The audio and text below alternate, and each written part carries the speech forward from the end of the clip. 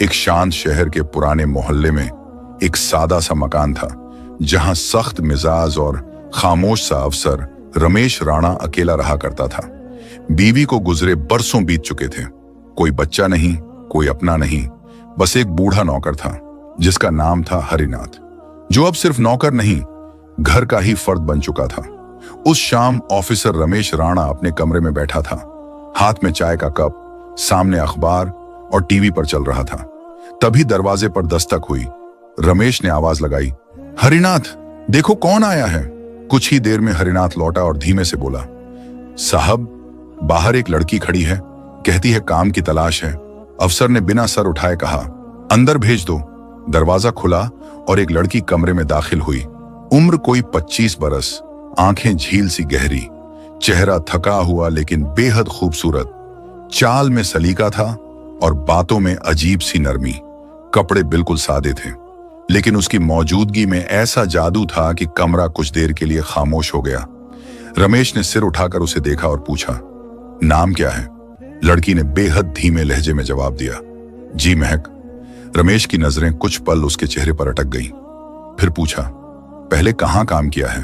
उसने कहा, साहब, कई जगह किया है, पर हालात ने मजबूर कर दिया।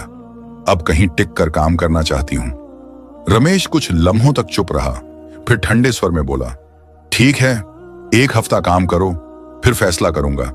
महक ने झुककर शुक्रिया कहा और वहीं से उस मकान के भीतर वो कदम रखा गया और सारे घर की सफाई सुथराई कर दी और वहां से चली गई।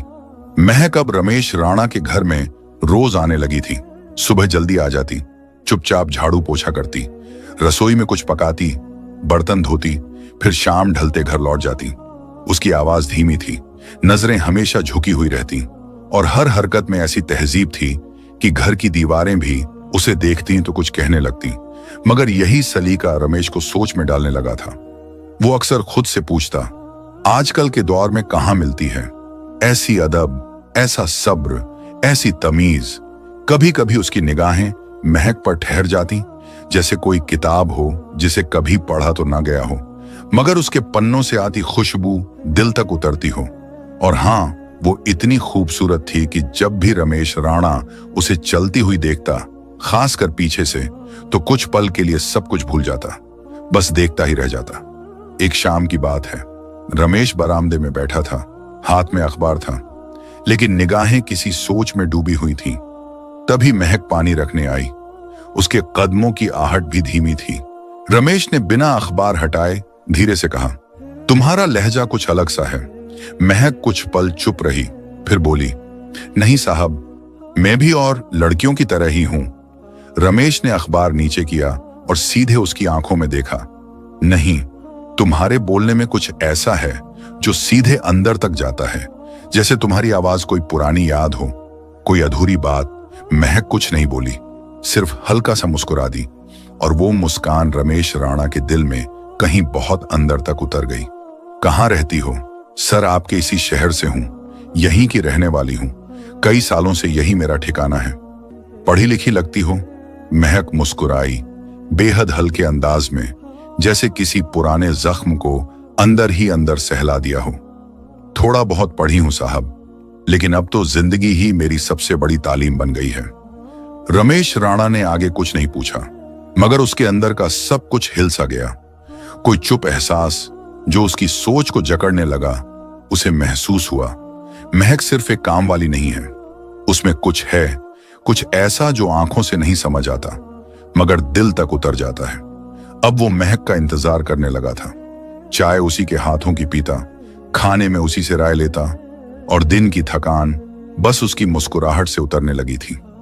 एक दिन हरिनाथ, जो उस घर में वर्षों से नौकर नहीं बल्कि परिवार की तरह रहता था, हंसते हुए बोला, साहब, ये लड़की कुछ ज्यादा ही असर छोड़ रही है आप पर। रमेश राणा ने मुस्कुराकर बात टाल दी, मगर वो खुद जानता था कि अब दिल किसी अजनबी राह पर निकल पड़ा है। उधर महक भी अब उस घर के हर कोने से वाकिफ हो रही थी। कौन कब आता है, कौन कब जाता है, अलमारियों में क्या है, दस्तावेज कहां रखे हैं, सिस्टम कौन सा इस्तेमाल होता है, सब कुछ वो एक एक चीज को नजर से उतार रही थी। वो अपने मिशन में बेहद नरमी से लेकिन ठोस तरीके से आगे बढ़ रही थी।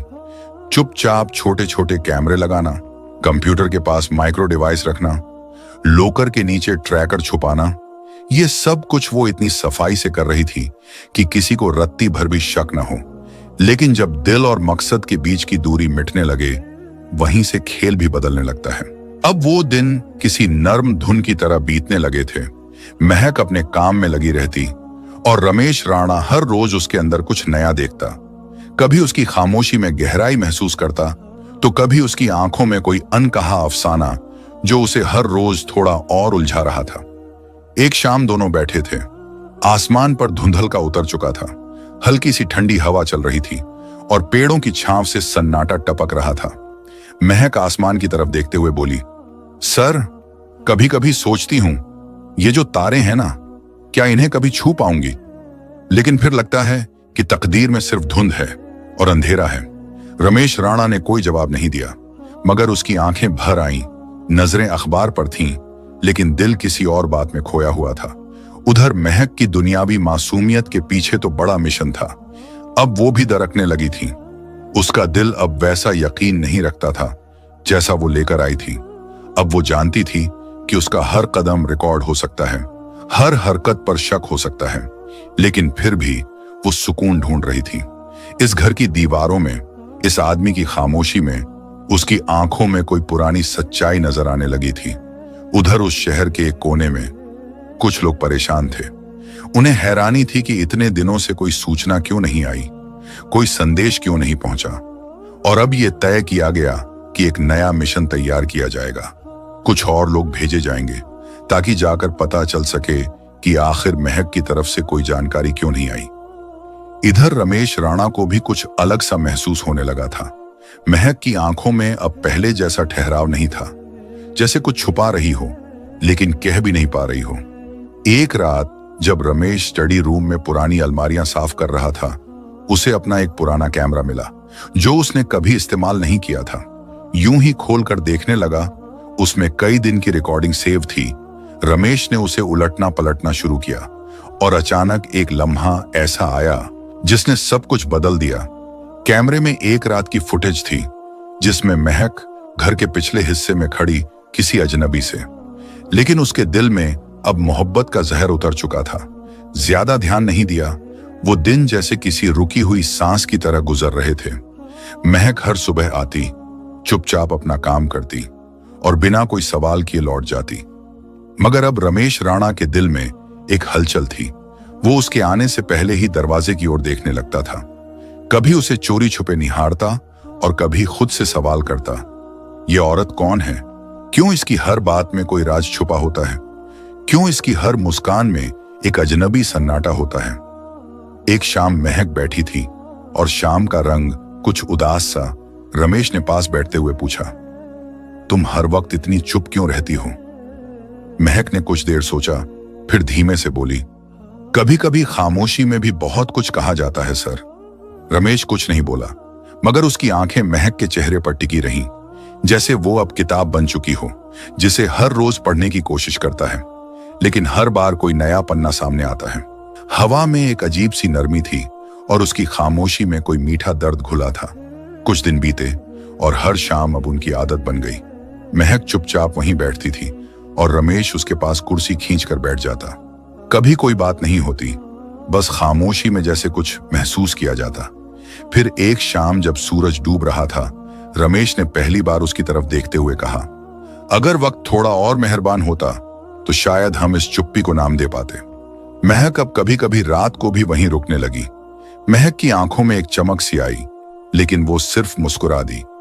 उस मुस्कान में मोहब्बत भी थी और बेबसी भी। उसी रात रमेश राणा देर तक अपनी डायरी में कुछ लिखता रहा और महक रसोई में कुछ बनाते बनाते बार बार पीछे मुड़कर देखती रही। एक रात जब बिजली चली गई और पूरा घर अंधेरे में डूबा था, महक मोमबत्ती लेकर कमरे में आई। उसकी परछाई दीवार पर ऐसे पड़ रही थी जैसे कोई पुरानी याद वापस लौट आई हो। रमेश ने उससे मोमबत्ती ली, मगर उसके हाथ महक के हाथ से हल्के से छू गए। उस छुअन में ना कोई गलती थी ना इरादा, लेकिन दिल की धड़कनें जैसे वहीं से तेज हो गईं। अब कुछ बदल रहा था और वो दोनों इसे महसूस कर रहे थे। धीरे धीरे महक रमेश के दिन का हिस्सा बन गई। चाय उसी के हाथ की, खामोशी में वही साथ। और जब रमेश फाइलें पढ़ते पढ़ते थक जाता तो महक बिना कुछ कहे उसके सामने एक कप अदरक वाली चाय रख देती।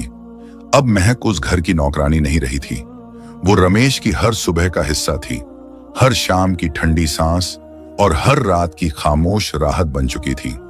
जब वो कमरे की सफाई करते हुए हल्के से उसकी कुर्सी को छूती तो रमेश की नजरें खुद ब खुद उस पर टिक जाती। एक रोज महक ने रसोई में कुछ बनाते हुए पूछा, आपको किस चीज की खुशबू सबसे ज्यादा अच्छी लगती है? रमेश ने जवाब दिया, जो तुम्हारे अंदर से निकले। महक मुस्कुरा दी। उसकी मुस्कान में अब हिचक नहीं थी, मगर शर्म अभी बाकी थी। जब वो खामोश रहती तो रमेश के मन में एक बेचैनी सी होती, और जब वो बात करती तो वक्त ठहर जाता। एक शाम रमेश ऑफिस से थक कर आया। महक चुपचाप उसके पास आकर बोली, पानी ले आऊं? उसने सिर हिलाया, मगर उसकी आंखों में कुछ और था। महक समझ गई, कुछ तो है जो बिन कहे रह गया है। रात को जब रमेश बालकनी में अकेला बैठा था, महक उसके पास आकर खड़ी हो गई। कहा, आप बहुत चुप रहने लगे हैं। रमेश ने उसकी तरफ देखा और कहा, जब कोई दिल के बहुत करीब हो जाए तो डर लगता है, कहीं वो दूर ना हो जाए। महक की आंखें भीग गई, मगर उसने आंसू नहीं गिरने दिए, बस पास बैठ गई और धीरे से उसका हाथ थाम लिया। उन दोनों के बीच अब ना कोई रिश्ता था, ना कोई नाम, मगर वो साथ था जो हर बंदिश से ऊपर था।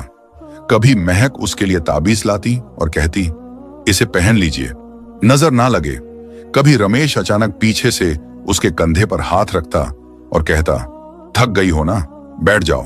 अब उनके बीच बातों की जरूरत नहीं थी, खामोशी ही सबसे बड़ी गवाही। एक रात बिजली चली गई, पूरा घर अंधेरे में था। महक कमरे में मोमबत्ती लेकर आई। रमेश ने मोमबत्ती पकड़ी, लेकिन उसके हाथ महक की उंगलियों से टकरा गए। ना कोई लफ्ज बोले गए, ना कोई बहाना बना, बस वही छुअन जैसे सदी भर की तड़प थी। और उस रात जब महक जाने लगी, रमेश ने उसकी चूड़ियों की खनक को सुनते हुए कहा, यह आवाज अब मेरी रात की सबसे प्यारी चीज बन चुकी है। महक रुक गई, पीछे पलटी। महक जानती थी, उसकी खामोशी ही सबसे बड़ा हथियार है। वो जब बालों को पीछे करती तो रमेश की नजरें खुद ब खुद उस पर ठहर जाती। जब वो कमरे में आती तो हवाओं में उसकी खुशबू से एक नशा घुल जाता। एक दिन जब रमेश थका हुआ आया, महक उसके पास बैठी और बोली, आज बहुत थके लग रहे हैं, चाहे तो सिर दबा दूं। रमेश कुछ नहीं बोला, बस आंखें बंद कर लीं और उसके हाथों की नरमी में खो गया। उसी रात महक चुपचाप उसकी अलमारी ठीक कर रही थी। तभी रमेश ने पीछे से आकर उसके कानों में धीरे से कहा, जब तुम पास होती हो तो अकेलापन भी मोहब्बत लगता है। महक मुस्कुरा दी और बोली, तो फिर मुझे कभी दूर मत होने देना। वो लम्हा जैसे रुक गया। रमेश ने उसका हाथ थामा और कहा, तुम जानती हो मैं तुम्हें कितना चाहता हूं। महक ने उसकी तरफ देखा और बोली, चाहत तो मैं तुम्हारी आंखों में हर रोज पढ़ती हूं, मगर आज दिल कह रहा है उसे जुबान से कह दूं।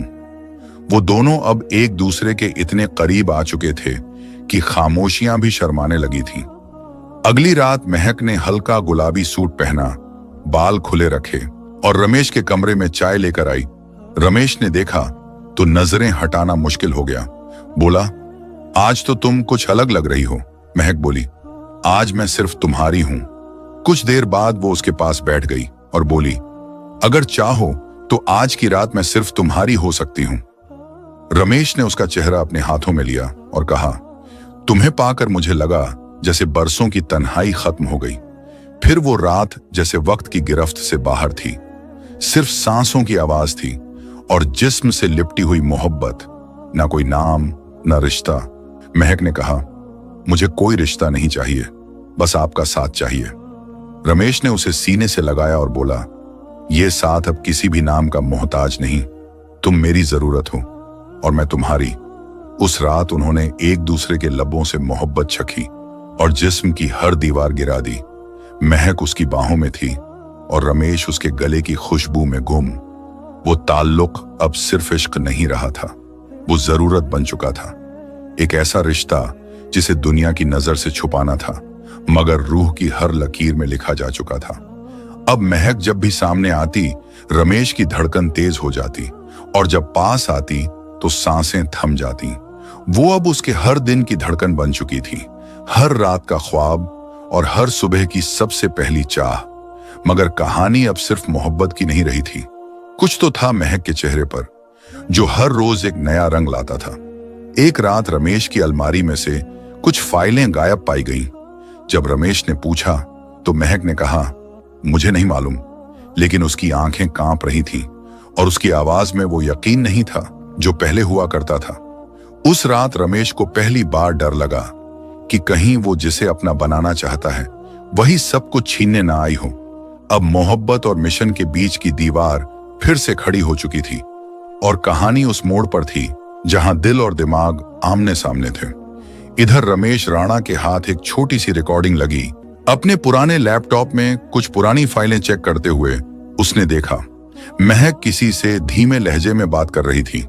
अल्फाज साफ नहीं थे, मगर जो सुनाई दे रहा था वो काफी था। रमेश ने खुद से कहा, अगर ये सच है तो ये मोहब्बत नहीं, ये धोखा है। और वहीं से उसके दिल में सवाल और साजिश की जंग शुरू हो चुकी थी। उसकी रातें अब पहले जैसी नहीं रही। जो आदमी कभी वक्त से आगे चलता था वो अब हर रोज महक की तरफ पलट कर देखता था। मगर अब उसकी नजरों में मोहब्बत नहीं थी, अब उनमें शक था। जिस लड़की की खामोशी कभी उसे सुकून देती थी, अब उसी की हर आहट में वो किसी छुपे इरादे की खनक महसूस करता। वो जब महक को रसोई में जाते हुए देखता तो उसकी चाल को पढ़ता, स्टडी रूम से निकलते उसके कदमों की आहट को सुनता। हर दीवार जैसे कुछ कह रही थी, हर हवा में जैसे कोई खुफिया पैगाम बह रहा था।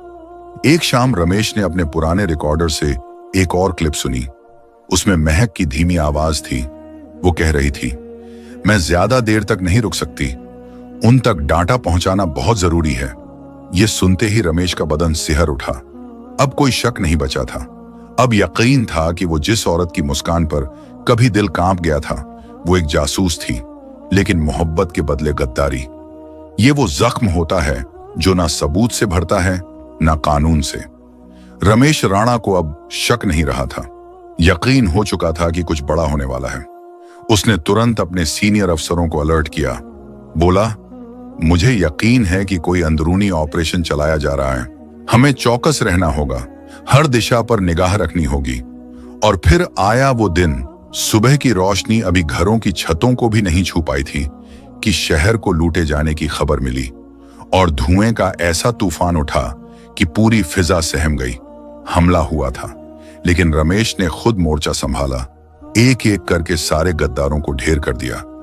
मगर एक गद्दार की जेब से जो कागज मिला, उसने जैसे रमेश के पैरों तले जमीन खींच दी।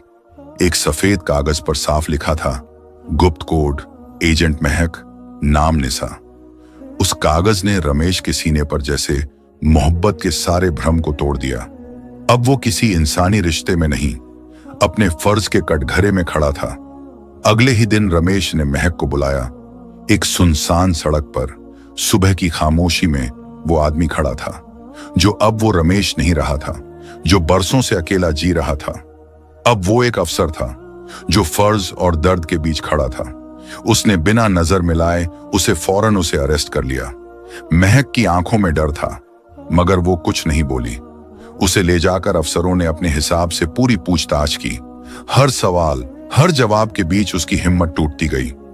वो जो कभी अपनी पतली कमर, तेज चाल और बड़ी बड़ी कूल्हों के साथ शहर की गलियों में सबका ध्यान खींचती थी, लेकिन आज वो मजबूर होकर दूसरों के दिल बहलाने का सामान बन गई।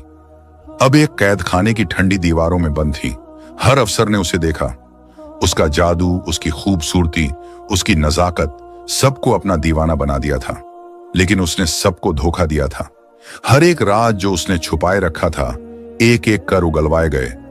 उसकी हंसी के पीछे छुपा दर्द बाहर आया, मगर उसे आजादी नहीं मिली। उसे कैद में डाल दिया गया। अब कोई नहीं जानता कि वो कब छूटेगी या उसका दिल कब तक इस तन्हाई को सह पाएगा। महक की कहानी एक खूबसूरत लड़की की कहानी थी, जिसने अपनी मासूमियत और अदाओं से हर किसी को बहका दिया, मगर फिर भी वो अपने सच्चे मकसद में अकेली रह गई। और उसका ये इंतजार अब उस जेल की सर्द दीवारों में गूंज रहा था कि कब वो बाहर आकर फिर से अपनी जिंदगी के नए सफर पर कदम बढ़ाएगी। महक को गिरफ्तार किए हुए अब महीनों बीत चुके थे। रमेश राणा ने कभी उसे देखने की कोशिश भी नहीं की, मगर हर सुबह उसकी नजरें उसी दरवाजे की ओर उठती थीं, जहां से एक दिन वो चुपचाप चली गई थी। उसके पास जाने की हिम्मत तो नहीं हुई, लेकिन उसके होने का एहसास अब भी उस घर की दीवारों में बसा था। वो जब भी अपने स्टडी रूम में बैठता, हर फाइल में, हर कागज पर उसे वही आंखें दिखती थीं। तो दोस्तों, ये थी आज की कहानी, और ये सिर्फ एक कहानी थी, और इस कहानी का मकसद है किसी की खूबसूरती, किसी की दौलत, किसी की ताकत, किसी के कुछ काम नहीं आती। हमेशा बुरे काम का बुरा नतीजा होता है।